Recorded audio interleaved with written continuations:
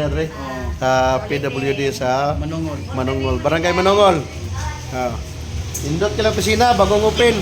Naimbitahan ko sa tuwang amigo nga Edgar Nabarosa. May hapon.